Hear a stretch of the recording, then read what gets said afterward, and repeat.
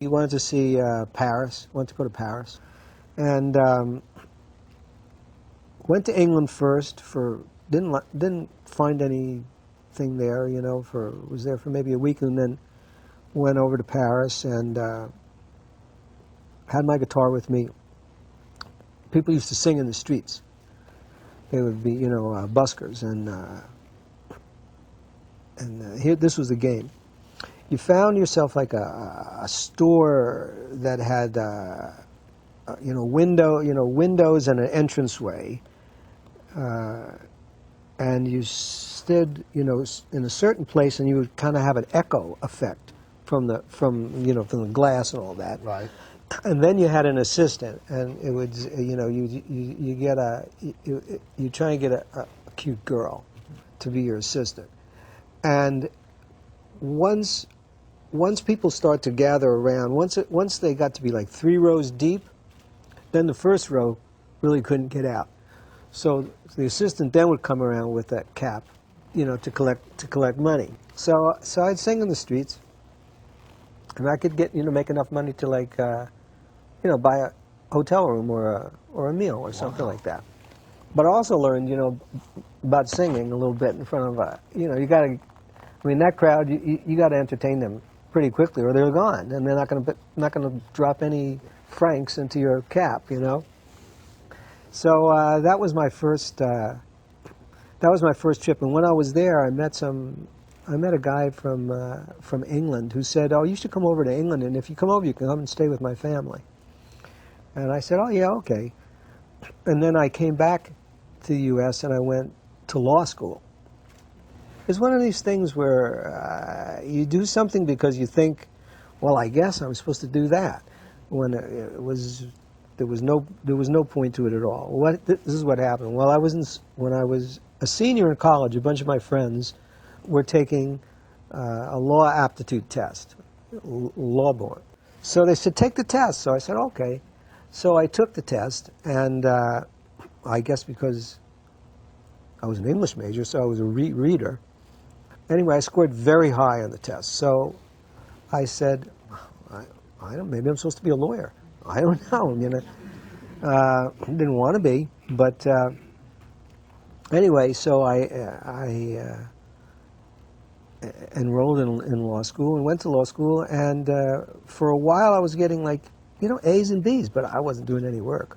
I was getting A's and B's. I said, I guess I am supposed to be this, because it's like I don't have to work, and I'm effortlessly good. Then came the midterms, and I got all D's and a C, you know, which was what I should have been getting. So I said, I think I'm going to England. I'm going to go over to England in the break in between. I went over to England and sang a little bit and thought, yeah, this is much more fun. Came back, re-entered law school, said, I don't know why I'm going to study to be a lawyer for musicians. This is completely backwards. I want to be a musician who hires these lawyers. So I'm quitting. So I quit, and I went to live in England, and which were some of the happiest, you know, certainly the happiest time of my youth. And I sang around in clubs. I mean, they call them clubs, but they were just like rooms above a pub, you know. And I started to write some songs. I guess I had maybe already written The Sound of Silence by then. I wrote that when I was 21 years old, but I was at home when I wrote that. But I wrote songs over in England, and I lived there for about almost 2 years, and we had recorded. Artie and I had gotten back together after he went to Columbia. We separated after high school. Well, we graduated from high school. He went to Columbia. I went to Queens College. He went into his world. He was studying architecture, and we just separated. And we each made some records by ourselves. But then we met we met again back in the old neighborhood where we were living. We were still living there, you know. And I don't remember why it is that we started to sing together, but we did. We started to sing together again. And at that time, I took a job. I've only had 2 jobs in my life. I don't consider this a job. What I do, it's too much fun, you know. My first job, I was a shoe clerk at Kitty Kelly Shoes. I don't even know if there is a Kitty Kelly Shoes anymore. There used to be a chain of these shoe stores, and there was one on 34th Street. And I took a job there when I was 15. And my job was, I was a stock clerk. My nickname was Lightning.